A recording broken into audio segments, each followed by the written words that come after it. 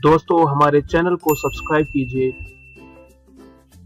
और bell icon को press करना मत भूलिए ताकि आपको आने वाली हर वीडियो की नोटिफिकेशंस मिलती रहें। बहुत शुक्रिया।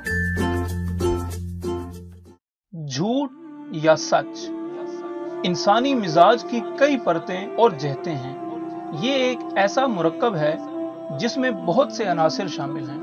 इन अनासिर का तज्जिया माहिरीन अपनी अपनी महारत की रोशनी में करके नतीजा अख्ज़ करते हैं। कभी इंसान को मुतशद्दद बताया जाता है, कभी होनहार, कभी अमन पसंद और सुलह जो, तो कभी झगड़ालू और गासिब, कई नेक व पारसा और कभी आला व अरफा। ये तमाम रवैये इंसानी नफ्सियात का इजहार हैं। अगर हम गौर करें तो इंसान दो तरह के अवामिल के ज़ेरे असर होता है, एक खैर और दूसरा शर।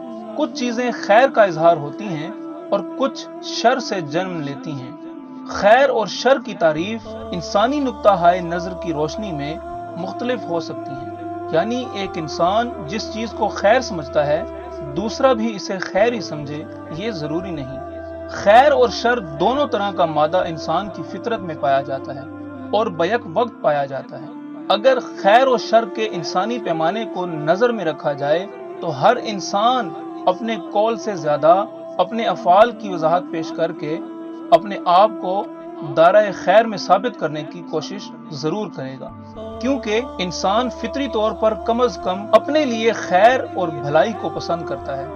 खैर और शर को मापने का सबसे बेहतरीन जरिया और पैमाना वो कवानीन हैं जो अल्लाह रब्बुल इज्जत ने इंसान को जिंदगी गुजारने के लिए अता किए हैं, जिनका मंबा कुरान और हदीस हैं। अब जो अमाल व अफ़आल अल्लाह रब्बुल इज्जत और रसूल खुदा सल्लल्लाहु अलैहि वसल्लम के अहकामात की बजा आवरी में अल्लाह और उसके रसूल सल्लल्लाहु अलैहि वसल्लम की तरफ ले जाएंगे, वो खैर, और जो माज़अल्लाह उनकी मुखालफत या नाफरमानी की सूरत में होकर उनसे दूर ले जाएंगे, शर कहलाएंगे।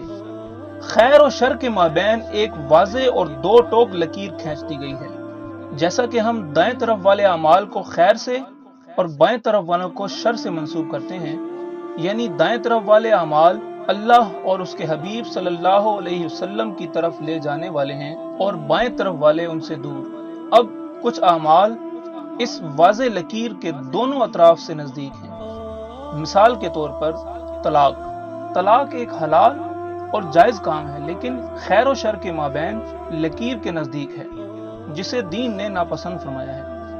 इसी तरह इरादा गुनाह शर की अलामत है, लेकिन इस इरादे से बाज आ जाना और तौबा कर लेना इंसान को खैर की तरफ ले आता है। जैसे एक इंसान मुसलमान, फिर अहले ईमान, फिर मोमिन, आरिफ, मुआरिफ के मरातिब तय करता हुआ कुर्ब इलाही में फासला कम से कम करके कुर्ब खास में जगह पाता है, और एक काफिर कुफ्र और मुनाफकत से मजहर शैतान तक पहुंच जाता है। यानी जितना खैर और शर के माबैन लकीर यानी सरहद से फासला बरकरार रखेगा, तो इसी तनासुब से अल्लाह ताला से करीब या बाइद होने का फासला भी बढ़ता और घटता रहेगा। ऐसे दर्जनों अमाल हैं जो कि इन खैर और शर के जुमरा में आते हैं, जिनकी फहरिस्त तवील है। आज का मौजू एक ऐसा फेल बद है जो किसी भी जगह पाई जाने वाली तमाम बुराइयों की जड़ है। मेरी मुराद झूठ से है। झूठ क्या है? छोटी से छोटी गलत बयानी, बड़े से बड़े फ्रॉड, सब झूठ है। सबसे बड़ा झूठ अल्लाह रब्बुल इज्जत के साथ ऐसी बात मंसूब करके कहना जो उसने कभी ना फरमाई हो। इसी तरह हदीस रसूल सल्लल्लाहु अलैहि वसल्लम के साथ भी यही मामला है कि ऐसी बात सरकार दो आलम सल्लल्लाहु अलैहि वसल्लम की जानिब मंसूब करना जो आप सल्लल्लाहु अलैहि वसल्लम ने ना फरमाई हो। कौल और अफ़ाल के झूठ या झूठ की जितनी भी इकसाम हैं, इनको पहचानने के लिए एक ऐसा कुलिया अख्तियार करना चाहिए जो अपनी जिद से पहचाना जाए। जैसे सच, तो सच और झूठ एक दूसरे की जिद है। सच्चाई के खिलाफ खबर फैलाना, यानी सच जिसकी इजाजत ना दे वो काम सरअंजाम देना झूठ है।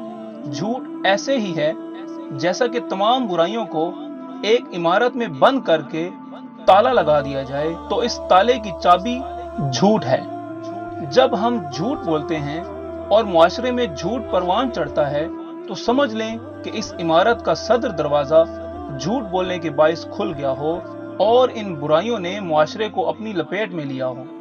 جھوٹ نے ہمارے معاشرے کو اتنا کھوکھلا کر دیا ہے کہ آج ہماری معاشرتی اقدار تباہی کے دہانے پر ہیں۔ جھوٹ کے باعث بہت سے خاندانی نظام تہہ تیغ ہو گئے ہیں اور ہو رہے ہیں، چاہے ہم اساتذہ میں ہوں یا والدین میں، اہل علم و فضلیت بنے بیٹھے ہوں یا مبلغ۔ جھوٹ نے ہمارا احترام مٹی میں ملا دیا ہے۔ آج ہمارے معاشرے میں جھوٹ اتنا سرایت کر گیا ہے کہ جھوٹ بول کر احساس بھی نہیں ہوتا کہ جھوٹ بولا جا رہا ہے، گو کہ اس جھوٹ کو خود جھوٹے سے جھوٹا بندہ بھی اپنے لیے ناپسند کرتا ہے۔ یعنی ایک جھوٹا آدمی جو خود مسلسل جھوٹ بولتا ہے، اگر کوئی دوسرا آدمی اپنا وقتی فائدہ حاصل کرنے کے لیے اس سے بھی جھوٹ بول کر فراڈ کر جائے تو وہ جھوٹا آدمی بھی اس کو برا منائے گا اور ہر جگہ واویلا کرتا پھرے گا کہ میرے ساتھ فراڈ ہو گیا۔ اندازہ لگائیں، جھوٹ اتنی بری چیز ہے کہ خود جھوٹا شخص بھی اسے ناپسند کرتا ہے، تو اللہ رب العزت کی ذات کتنا ناپسند کرتی ہوگی۔ فقط اس بات سے اندازہ کر لیں کہ ایک ماں اپنی اولاد پر کبھی بھی لعنت نہیں کرتی، جبکہ اللہ تعالیٰ جو 70 ماؤں سے زیادہ اپنی مخلوق سے پیار کرتا ہے، وہ جھوٹوں پر اپنی لعنت بھیجتا ہے۔ قرآن مجید میں متعدد جگہوں پر جھوٹ کی مذمت میں آیات کا نزول ہوا، جن میں جھوٹوں پر لعنت کے ساتھ ساتھ ان کو دردناک عذاب کی وعید سنائی گئی ہے۔ سورۃ النحل آیت نمبر 105 میں اللہ پاک نے فرمایا، انما یفتر الکذب الذین لا یؤمنون بآیات اللہ، کہ بے شک جھوٹی افطرہ پردازی وہی لوگ کرتے ہیں جو اللہ کی آیتوں پر ایمان نہیں لاتے، اور وہی لوگ جھوٹے ہیں۔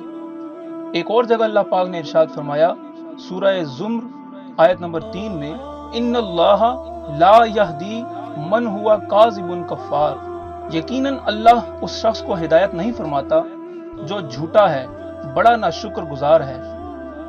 کبائر گناہ میں اللہ تعالیٰ کا شریک ٹھہرانا، والدین کی نافرمانی اور جھوٹ شامل ہیں۔ یعنی جھوٹ خیر و شر کے مابین سرحد سے شیطان کی جانب اور شر کی جانب نزدیک، اور اللہ اور اس کے رسول صلی اللہ علیہ وسلم کی طرف سے بہت دور ہے۔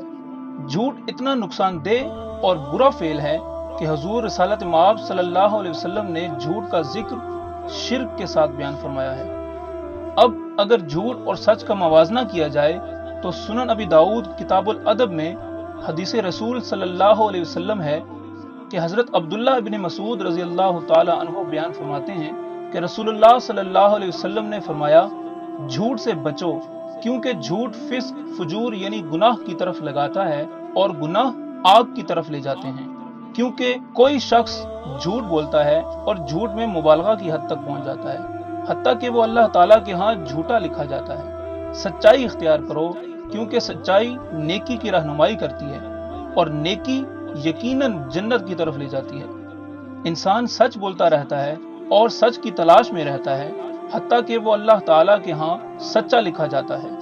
جھوٹ منافق کی 3 نشانیوں میں سے ایک ہے، جیسا کہ صحیح بخاری حدیث 6095 میں حضرت ابو ہریرہ رضی اللہ عنہ سے روایت ہے کہ رسول اللہ صلی اللہ علیہ وسلم نے فرمایا، منافق کی 3 نشانیاں ہیں، جب بولتا ہے جھوٹ بولتا ہے، جب وعدہ کرتا ہے تو وعدہ خلافی کرتا ہے، اور جب اسے امین بنایا جاتا ہے تو خیانت کرتا ہے۔ اب جھوٹ کو کامل طور پر سمجھنے کے لیے سچ کی بات کی جائے تو سچ ایک ایسی عظیم شے ہے جس کی بنیاد پر اسلام اور پیغمبر اسلام کی شخصیت اور سیرت کی بنیاد کھڑی ہے۔ اعلان نبوت سے قبل بھی آپ صلی اللہ علیہ وسلم کا لقب صادق اور امین تھا۔ آپ صلی اللہ علیہ وسلم نے زندگی میں حق سچ کے علاوہ کچھ نہیں بولا، اور اس بات کا اقرار آپ صلی اللہ علیہ وسلم کے دشمن بھی کرتے تھے اور برملا کرتے تھے۔ آپ صلی اللہ علیہ وسلم نے جب اہل قریش کو پہلی دعوت دی تو فرمایا کہ اگر میں کہوں کہ اس پہاڑی کی اوٹ میں دشمن کا لشکر کھڑا ہے تو کیا میری بات کو مانو گے؟ کسی کو جھٹلانے کی جرت نہیں ہوئی۔ کیونکہ ان کے سامنے حضور صلی اللہ علیہ وسلم کی 40 سالہ زندگی صدق بیانی پہ تحقیق شدہ تھی، اس لیے ان سب نے کہا کہ ہم یقین کر لیں گے۔ اسی طرح حضرت ابو سفیان رضی اللہ عنہ کے اسلام لانے سے پہلے جب روم کے بادشاہ نے آپ صلی اللہ علیہ وسلم کے متعلق سوال کیا کہ تم میں سے جس آدمی نے نبوت کا دعویٰ کیا ہے کیا اس نے کبھی جھوٹ بولا؟ تو آپ رضی اللہ عنہ کا جواب تھا کہ نہیں، انہوں نے کبھی جھوٹ نہیں بولا۔ تو جان لینا چاہیے کہ سچ انبیاء کی وراثت و نشانی ہے، جبکہ جھوٹ و کذب نبوت کا عدو بلکہ اس کی ضد ہے۔ جب آپ صلی اللہ علیہ وسلم نے وصال فرمایا تو کئی شیاطین صفت لوگوں نے نبوت کا جھوٹا دعویٰ کیا، جن کو کذاب کہا جاتا تھا، کہا جاتا ہے اور ہمیشہ کذاب کہا جاتا رہے گا، جن کی سرکوبی کی گئی۔ تو ہم یہ کہنے میں حق بجانب ہیں کہ جھوٹ جہاں سچ کی ضد یعنی الٹ ہے، وہیں نبوت کی ضد یعنی الٹ بھی ہے۔ اس مختصر بیانیے میں مقصد فقط اس امر کی طرف توجہ مبذول کروانا تھا کہ ہم جھوٹ سے اجتناب کریں، کیونکہ بحیثیت فرد جھوٹ نے ہمیں کہیں کا نہیں چھوڑا، اور اگر اس عمل کو مزید جاری رکھا گیا تو ہمیں مزید نقصان بھی اٹھانا پڑے گا۔ راکم نے کسی بھی طور پر افراد یا معاشرے کو اس فعل میں ملوث یا اس کا عادی شمار نہیں کیا، بلکہ فیصلہ قارئین پر چھوڑ دیا ہے کہ اپنے گرد و نواح میں نظر دوڑائیں اور اندازہ کر لیں کہ کیا ہم سچ پر مبنی معاشرے میں زندہ رہ رہے ہیں یا جھوٹ میں لتھڑے ہوئے معاشرے میں۔ جھوٹے اور سچے معاشرے کو پرکھنے کا عمدہ طریقہ یہ ہے کہ جھوٹے معاشرے میں سچ بولنا مشکل اور سچے معاشرے میں جھوٹ بولنا مشکل ہوگا۔ اگر ہم سچ پر مبنی معاشرے میں زندہ ہیں تو کیا ہی بات، اور اگر نہیں، ہر طرف جھوٹ کا دور دورہ ہے، تو آئیں اپنے اپنے گریبان میں جھانکیں کہ معاشرے میں موجود جھوٹ اور سچ میں ہماری طرف سے کتنا حصہ ہے۔ اگر ہمارا حصہ جھوٹ میں زیادہ ہے تو ہمیں اس کو مان لینا چاہیے کہ ہم ایک جھوٹے معاشرے میں زندہ ہیں، کیونکہ معاشرہ ہمارا ہی عکس ہوتا ہے۔ جھوٹے معاشرے کو سچے معاشرے میں تبدیل کرنے کا واحد حل فقط اور فقط سچ ہی ہے۔ اگر ہم سچا معاشرہ چاہتے ہیں تو ہمیں سچ کے دامن کے ساتھ اپنے آپ کو باندھ لینا ہوگا، اور یاد رکھیے کہ سچ بولنا انسان ہمیشہ سچے لوگوں کی صحبت سے ہی سیکھتا ہے۔ اس لیے اللہ تعالیٰ نے ہمیں سچے لوگوں کے ساتھ شامل ہونے کا حکم فرمایا ہے کہ سچ ہمیں سچے لوگوں سے ملے گا، جیسا کہ فرمان باری تعالیٰ ہے سورہ توبہ آیت نمبر 119، وَكُونُوا مَعَ الصَّادِقِينَ، اور سچے لوگوں کے ساتھ ہو جاؤ۔